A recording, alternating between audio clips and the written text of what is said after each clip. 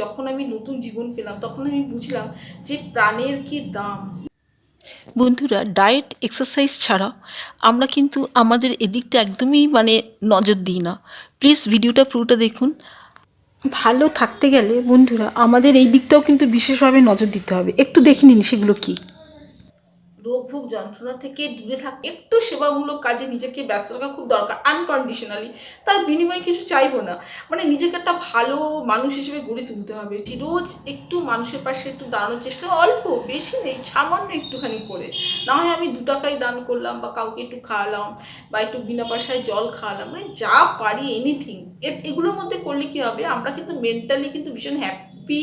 শুধু mental health মনের মধ্যে আমাদের যেন বেশি দুঃখ, রাগ, তারপরে হচ্ছে অশান্তি, স্ট্রেস, টেনশন, এগুলো এটা ভাবতে হবে যে সত্যি আমরা কিন্তু জীবনে এখানে পৃথিবীতে বেশি দিন কেউ বেঁচে থাকবো না। আমার যে শত্রু সেও মারা যাবে, আমার যে বন্ধু সেও মারা যাবে, আমি মারা যাব, এবং আমাদের প্রিয়জনেরা সবাই একদিন খুব তাড়াতাড়ি এখানে 100 ইয়ার্সও যদি কেউ বেঁচে থাকেন, বা 115 বা 20 যদি কেউ ক্রস করেন, এটা কিন্তু খুব লিমিটেড টাইম। করা, অন্তর থেকে ক্ষমা করার চেষ্টা করতে হবে, একটু ভালো কাজে নিজেকে ব্যস্ত রাখতে হবে। আমাদের পরপারে যে চলে যেতে তো হবে না, ভগবানের কাছে গিয়ে কি কৈফিয়ত দেবো।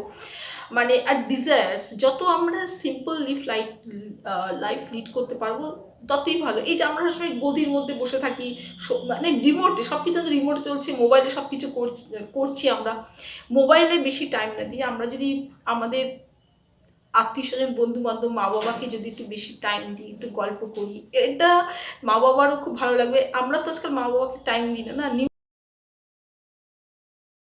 আত্মীয় স্বজনের সঙ্গে একটু মা ঘোরাফেরা, বাবারাও খুব একটু লোনলি প্রকৃতির ফিল সঙ্গে করেন। বেশি টাচ থাকা, এটাও কিন্তু দরকার। ফুল লতা পাতা কোথায় হয়েছে, জাস্ট প্রকৃতির সাথে থাকা, আমি এই ধরনের লাইফস্টাইল কিন্তু মেনটেন করা কিন্তু খুব দরকার। মেন্টাল হেলথের জন্য মেডিটেশন করতে হবে। Meditation is must must must. Meditation per day অন্তত 8 ঘন্টা করে করাটা কিন্তু খুবই কিন্তু দরকার। হ্যাঁ, স্ট্রেস দূর করার জন্য সায়েন্টিস্টরা বলছেন, বৈজ্ঞানিকরা বলছেন, ডাক্তারবাবুরা বলছেন যে স্ট্রেস থেকে যত রোগের মূল কারণ নাকি স্ট্রেস।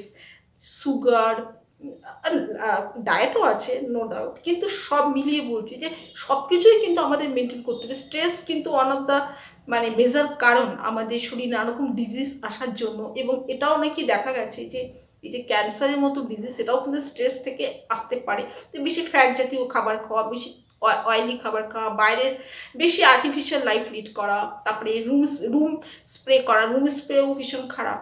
তারপরে আমরা এত আর্টিফিশিয়াল লাইফ লিড করছি আজকাল। হ্যাঁ, একটু এসি ছাড়া থাকতে পারি না, একটু গরম সহ্য হয় না, একটু ঠান্ডা সহ্য হয় না। এত আমরা এখন এত কি বলবো, এত সেন্সিটিভ হয়ে গেছি, কিছু বললে সহ্য হয় না। তারপরে এই জিনিসগুলো থেকে আমাদের কিন্তু ধীরে ধীরে কিন্তু দূরে যাওয়ার চেষ্টা করতে হবে। বন্ধু, এর পরে তোমাদের সাথে কিন্তু বাকিটা আমি শেয়ার করবো।